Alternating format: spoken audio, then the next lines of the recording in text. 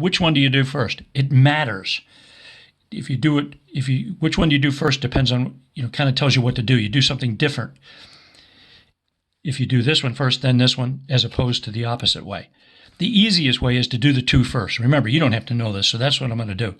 So I'm going to move the graph 1 to the right. I'm going to double all the y coordinates, which makes the graph more narrow, and then I'm going to move it up 3. And that'll give me the graph of B by just working on this one, doing things to this graph. So moving it 1 to the right, if this is 0, 0, it's going to move over to here, and then it'll look like this. See, it's 1, 0. That's where the vertex is now. Now the 2 doubles all the y coordinates, so it makes it more narrow. Then the 3, so notice the vertex is it's still 1, 0. But then the 3 plus 3 moves it up 3. So it'll move up 3 here. This will be 0, 3, and it'll be a more narrow parabola than x squared. So move 1 to the right. This one moved 1 to the right. Kept the same shape for this. Doubling all the y coordinates stretches everything away from the x-axis. This is the x-axis. Makes the graph more narrow. The vertex is 1, 0 when it moves 1 to the right. When you do the 2 times, it doesn't change the vertex. It just makes the graph more narrow. The 3 moves it up 3. So notice the vertex here. Whoop, this is not 0, 3. It's 1, 3. Sorry, 1, 3.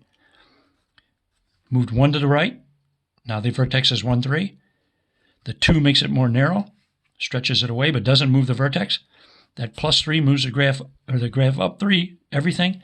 So the vertex becomes still 1 to the right, but now it's up 3. The vertex is 1, 3. Notice the vertex for this is 1, 3. And that's the most important graph or point on the graph to draw it well. You want the vertex because it's the lowest point on the graph. Okay, notice 1, 3. This moved the graph 1 to the right. That's that 1 right there. This stretched graph, when you multiply by a number, that won't change the vertex if it's on the x-axis.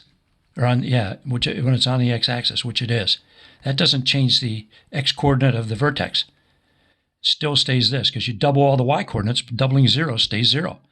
But this affects the y-coordinate of the vertex. It was at 0, then it moves up 3. So notice 1, 3 is the vertex. If we had, say, a of x equals negative 3 times x plus 4 squared minus 8. Now, you don't have to know this again, but I'm trying to explain to you why what we're going to do in the next section works.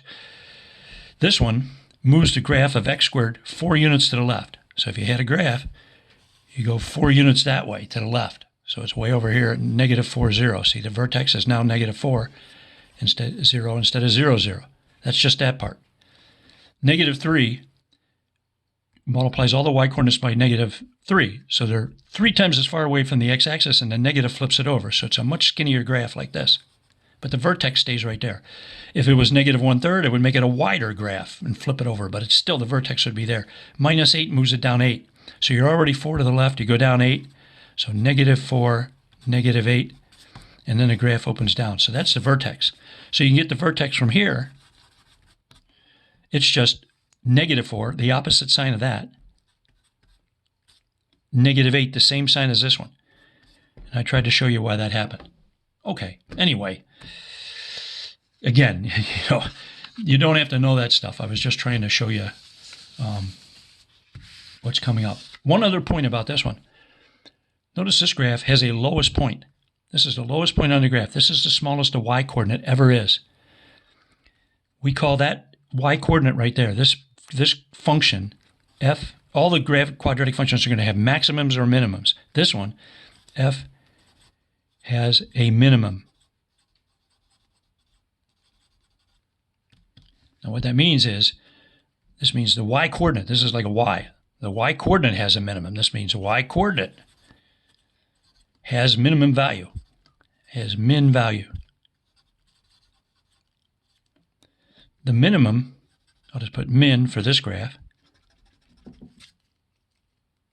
The min, still put an m. The minimum value of f equals 0. That's the y-coordinate of that, not the x-coordinate. the min occurs at x equals 0. That's the x-coordinate here. X-coordinate, there's no minimum x. Look, here's an x that's -1. Here's a -2. There's no biggest x. The farther you move along this side of the branch, the bigger the x gets. Over here, you keep moving left, the x gets smaller and smaller forever. Domain's all real numbers. But y-coordinates, notice this is the smallest one. That's the minimum value. All the parabolas are going to have maximums or minimums. For example, let's see, when we did,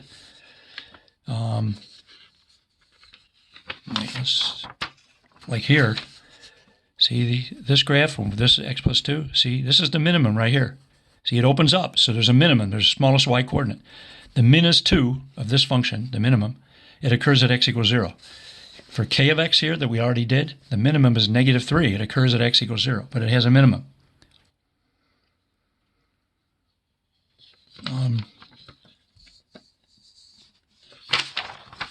This one over here, here's this graph. See this? Now, A looks like this. I mean, I didn't draw it very well, but there's a graph of A. It's a parabola. It opens down. Here's the x and y axis. Here's the vertex. That is the maximum of the function. See, this is the highest point on the graph. So this A has a max. A has a max, a maximum value. And it equals -8. It occurs at the x-coordinate, at the x value, -4. Notice the max here is the y-coordinate of the vertex, because the graph opens down. When a graph opens down, you have a maximum. When the graph opens up, you have a minimum. But it's always the y-coordinate of the vertex, and it occurs at the x. But if I ask for a max or min, I want the y-coordinate. Here the max is -8, occurring at x equals -4. Notice it's a y-coordinate of the vertex. It's a max because the graph opens down.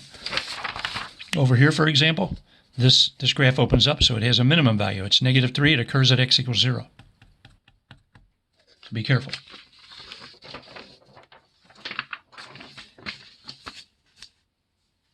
All right. Anyway, you don't have to know that stuff. I know you probably hate me going through all that, but if you don't want to pay attention to that, that's okay. This is what you have to know. Section 10.5. 10.5. Let's see what it says here. Graphing quadratic functions using properties. Okay, so again, this is a quadratic function. Okay.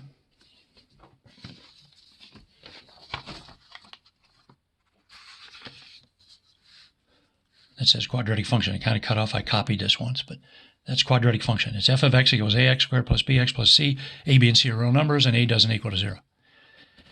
Now, if you just have f of x equals x squared, we just get this one. So if a is 1, b is c, and b and c are 0, we get this simple graph. If b and c are not 0, or one of them is not 0, you don't get this graph. We already did some of them. I did some of these other graphs to show you what happens when we get different numbers here. So you could square this one, for example. This would be x squared minus 8x plus 16. That's really what x minus 4 squared is. Notice a is 1, b is -8, c is 16. When b and c are, or one or both are not 0, the graph's different than this. But it's always a variation of this. When you have a graph that's not just x squared, the graph of this is the graph of x squared, this graph, moved left, right, stretched, shrunk, made wider, narrower, flipped over the x-axis so it opens down, moved up and down.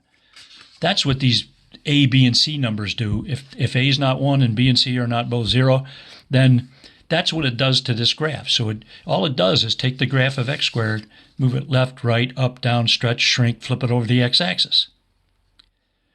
So we can understand what this graph might look like by writing it in a form that would help us determine how the graph moves left, right, up, down, stretches, and shrinks. And remember, we just did this. If we can get it looking like this, or we can get it looking like this. See, some number times the quantity of x plus or minus some number squared plus or minus some number on the end. If we can make it look like that, this number right here moves the graph left or right. That's going to give us the x-coordinate of the vertex. This number right here stretches or shrinks it, makes it wider or more narrow, and possibly flips it over the x-axis. But the vertex stays the same when I do this. This affects the x-coordinate of the vertex. This won't affect the vertex at all. This affects the y-coordinate of the vertex. So if I can write it like this, I can tell where the vertex is. Negative 4, 8, negative 8. I can tell whether the graph opens up or down by whether that's positive or negative. If it's positive, it opens up. If it's negative, it opens down. So if I can write ax squared plus bx plus c in a form like that, it can help me graph the function directly from this form without changing it into something that looks like that, more complicated. So I'm just going to do it once. I'm going to change it into something that looked like that form I just showed you using the a, b, and c. So a, b, and c can be any numbers we want, long as a isn't 0. Okay, so really what I'm going to do is I'm going to complete the square of this function. It's not the equation. It's not equal 0. It's a function. So first thing I did is I want this to be a 1, so I divided both sides by a. A over a is 1. This is b over a, c over a. Okay? Next, I'm going to complete the square. So I want to take half of this, square it, and add it. We usually add it to both sides, but what I'm going to do is add it on and subtract it off so I don't change the equation. So you take a 1/2 times b over a and square it. That's b squared over 4a squared. Just like we did, kind of like we did before when we were completing a square to get the quadratic formula. So I have this, and then I added on b squared over 4a squared and subtracted it right back off. And then plus c over a. But since I'm going to combine it to one of these, I'm going to get a common denominator by multiplying by 4a over 4a to get the 4a squared down here. This part is a perfect square. So it factors as x, square root of, remember that, just that x or the square root of this, that sign, and either half of this or the square root of that, b over 2a, quantity squared. If you square this, you get this. Then I added these two together.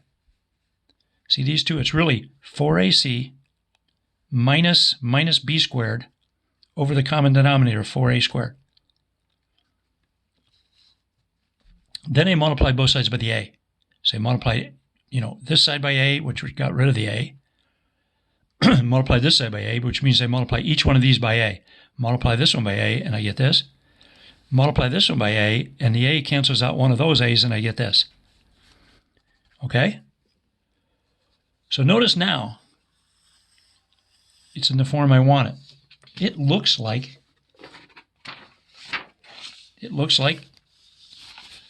this one, for example. See? I got a number out here. That's like the negative 3 here. I got x plus or minus a number in here, like this one. And I got a number added on the end, even though it looks kind of complicated. That's just a number. A, b, and c are numbers. Now remember, if this is x plus 4, the vertex has an x-coordinate of negative 4. If it's x minus 1, the vertex has a 1. It's the opposite sign of that. So the vertex of this would be negative b over 2a, the opposite sign of this. That's the vertex, the x-coordinate of the vertex. So this tells me the vertex, don't worry about this, I did this for something else. The vertex has an x-coordinate of negative b over 2a. That's the x-coordinate of the vertex. This is the y-coordinate. Now you're not going to memorize that, but that's the y-coordinate of the vertex. Remember, it's the same sign as that. See here, the y-coordinate was negative 8, same sign. So the y-coordinate of the vertex would be 4ac minus b squared all over 4a. So those are the x and y coordinates of the vertex. Now, who wants to remember this, right? Remember, if you want a y-coordinate, what you do is substitute in the x-coordinate.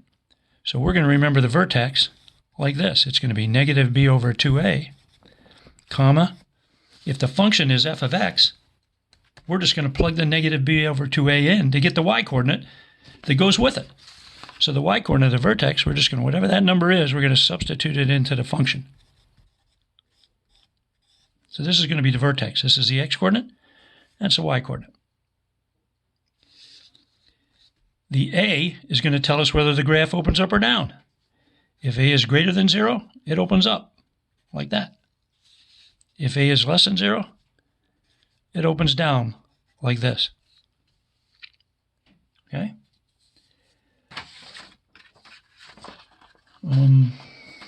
What else? I had something here I wanted to show you, and I don't know where I put it. Oh, it's on here. Okay. Let me see here. Okay. But anyway, so now we know we can put it in this kind of form. Here, let me copy this down so I can use it. So we had this. Let me copy this here.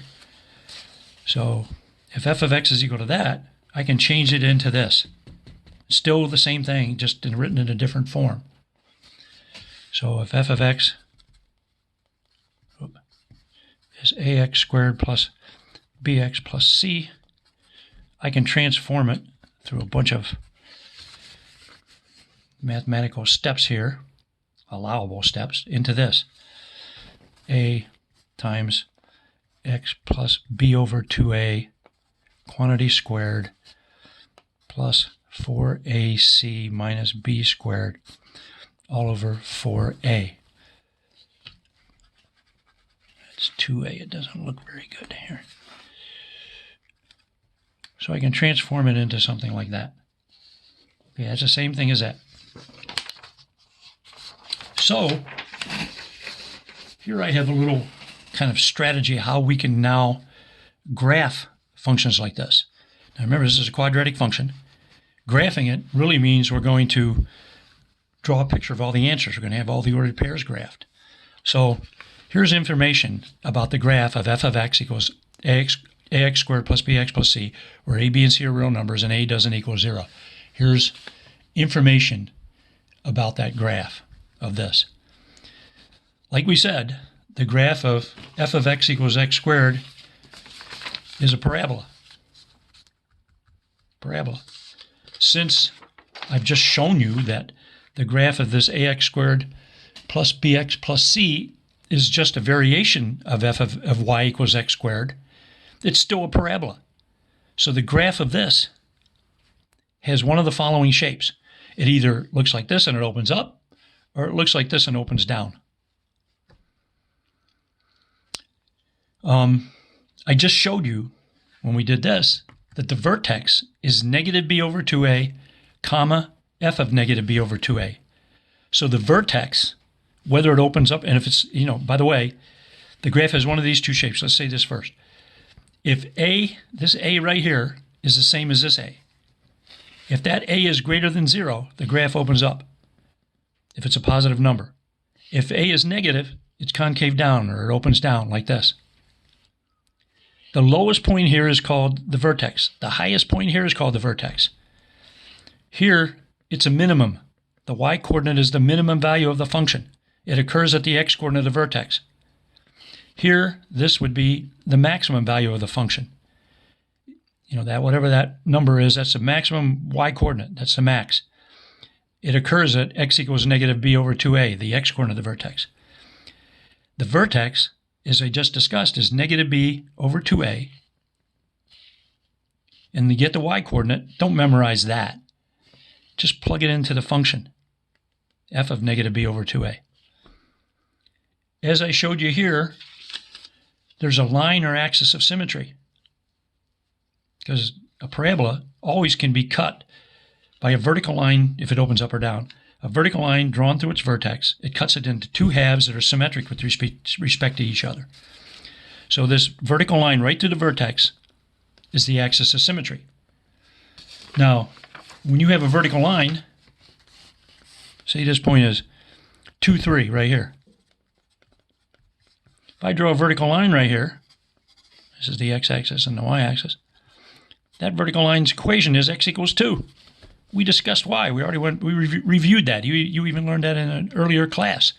But for example, this point's 2, 0, negative 1, 0, or negative 2, 0.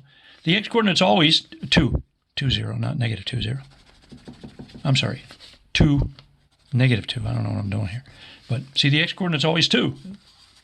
All you need is 1 point to get the equation of a vertical line. It's x equals whatever the x-coordinate is. So the axis of symmetry here would be a line right down through the vertex. That's the line x equals negative b over 2a. I know you can't see that real well. So the axis of symmetry is x equals negative b over 2a. Same thing here. That axis of symmetry. That's the axis of symmetry. As we said, so, but anyway, okay, so the vertex, the x-coordinate of the vertex is negative b over 2a. I already discussed that. The y-coordinate of the vertex, plug negative b over 2a into the function and figure out the y-coordinate of the vertex. So the y-coordinate of the vertex is f of negative b over 2a. The domain, as we already said, is all real numbers unless there's an application or some reason to restrict it. Now look at the range. If the graph opens up like this, remember the range is the y-coordinates, up and down, think vertically. That's the smallest y-coordinate. So if the graph opens up, if a is greater than 0, the graph opens up, the range will be that y-coordinate and everything bigger. So bracket that number, that y-coordinate of the vertex, to infinity, or y is greater than or equal to this. If the graph opens down, it has a maximum. This is the biggest y-coordinate on the graph. So the range would be this y-coordinate and everything less, because these are smaller y-coordinates. So if a is less than 0, the graph opens down, then the range is from negative infinity all the way up to this y-coordinate bracket, f of negative b over 2a. Or you could say y is less than or equal to that number. The axis of symmetry, as I just showed you, is x equals negative b over 2a. Some other things we'll do to help us graph quadratic functions. Every time we graph something, if there's a y-intercept or y-intercepts, we like to find them. How do you find a y-intercept? You plug in 0. Remember, when you're on the y-axis, if this is a y-axis, this point 0, 0. This point is, let's say, 0, 2. 0, negative 5 would be down here. But notice the x-coordinate is 0. So you plug in 0 for x, as always, to find the y-coordinate, or the y-intercept. The y-coordinate where the x-coordinate is 0. When you plug in f0, you get c. So 0c, whatever that number is 0, that is the y-intercept, or c is the y-intercept. X-intercepts. How do you find x-intercepts? Well, look what points on the x-axis. 0, 0. This might be negative 3, 0. This point over here could be 2, 0. But the y-coordinate is 0. So when we look for y or x-intercepts, if there are any, we set the y-coordinate equal to 0. In other words, we put a 0 right where the f of x is, and we end up with this quadratic equation to solve. You solve that. You can use the quadratic formula. You can use factoring, whatever you wish to do. The graph can have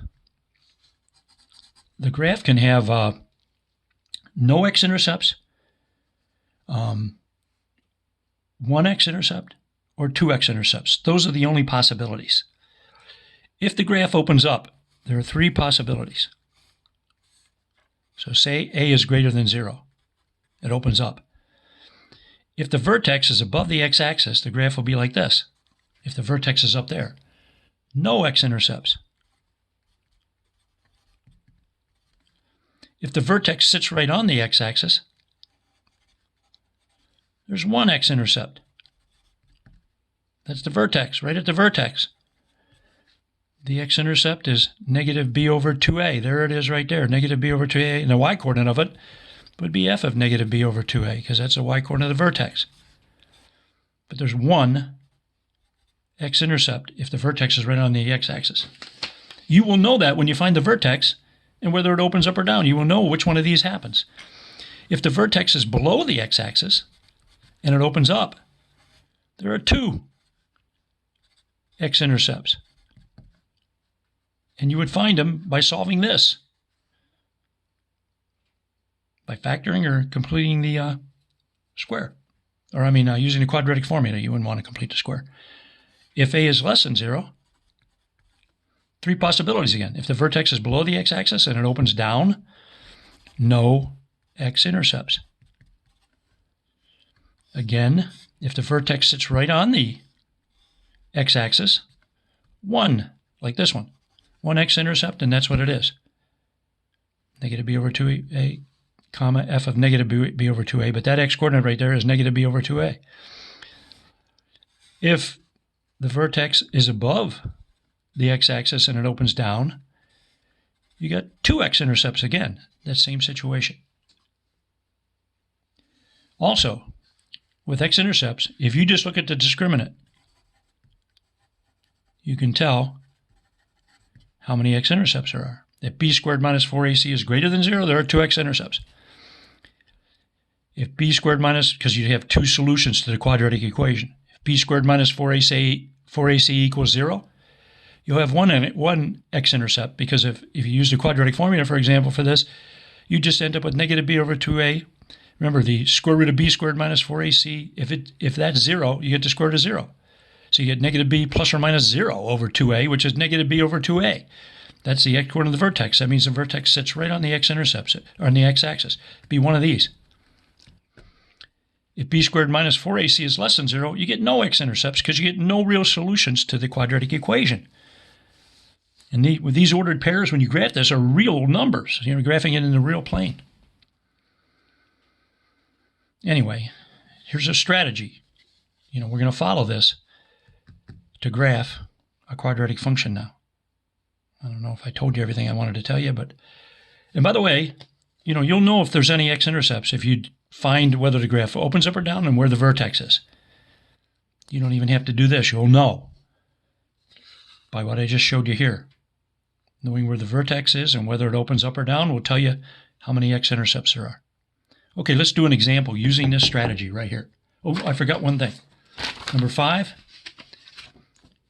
If you want more solution points, more points to graph, you can find them by substituting numerical values, numbers, in for x, and find the corresponding range values, the y-coordinates.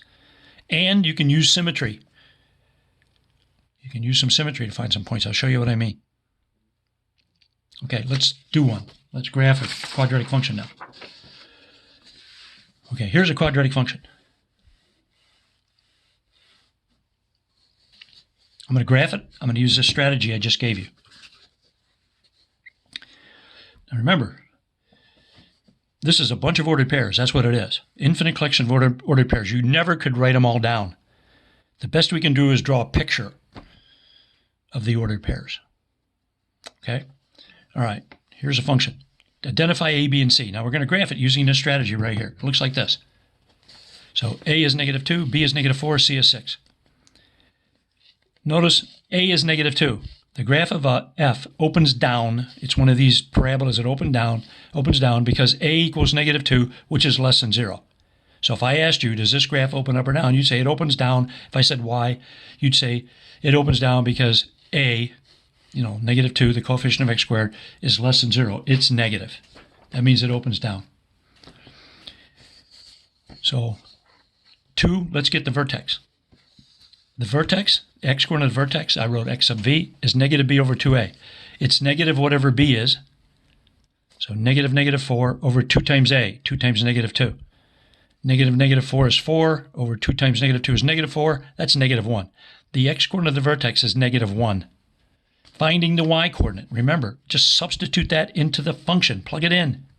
So f of negative 1 is the y-coordinate of the vertex. Plug in negative 1 there and there. So we get 2 times negative 1 squared minus 4 times negative 1 plus 6. Do the arithmetic, you get 8. I did the work here for you. So the vertex is negative 1, 8.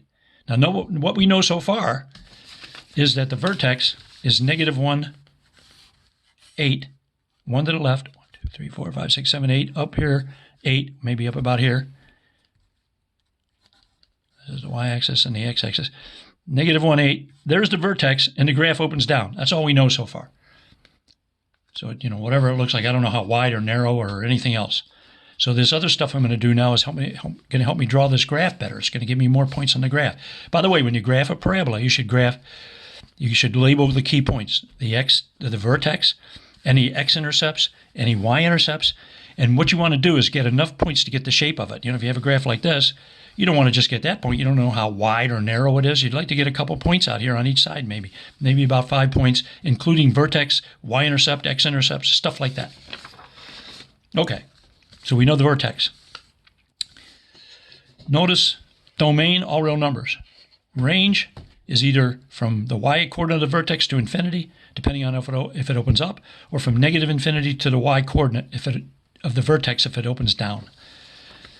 So domain of this quadratic function is all real numbers. They all will be. They're always all real numbers unless we have a reason to restrict the quadratic function's domain.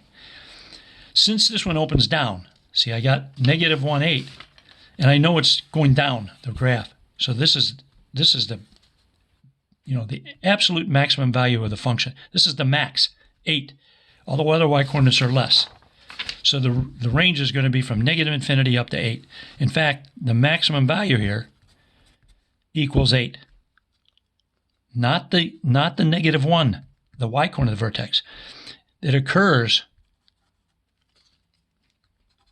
the max occurs at x equals negative 1. But 8 is the maximum value. This is just where it happens. It's the y-coordinate of the vertex. So the range is from negative infinity to 8. Axis of symmetry, remember, it's going to be a vertical line right down through the vertex. That's the vertical line, so it's x equals, and it's whatever the x-coordinate of the vertex is. X equals negative 1. In fact, over here, I've started graphing it better. Here's negative 1, 8. Here's the axis of symmetry. Notice I dashed it because it's really not part of the graph. And I labeled it. X equals negative 1. You should do that. So we're following the strategy. We got the vertex. We know whether it opens up or down. We got the domain and range. We've got the axis of symmetry. Let's find the y-intercept, which is really easy. It's just c. Plug in 0 if you wish, but it's just c. So the y-intercept, plug in x equals 0, f of 0, but it's just a number on the end, 0, 6. So 0, 6. At this point, let's even use symmetry to get another point. Notice 0, 6 is on the graph, and the axis of symmetry is x equals negative 1. Every point on this vertical line here, the axis of symmetry, is negative 1, the x-coordinate. So if I move this straight across like that to this point, the x-coordinate would be negative 1. So that's 1 to the left. So there must be another point, 1 more to the left. So I go 1 to the left to get to x equals negative 1. Go 1 more to the left to get to negative 2. This point is negative 2, 6. It's straight across from this point, so they have the same y-coordinate, but it's 2 to the left. 1 unit to get to the axis of symmetry, and then 1 more unit to go on the other side because of the mirror image type thing. So it's negative 2, 6. Everybody see how to get that? Okay, so once I get this point, I can get another one.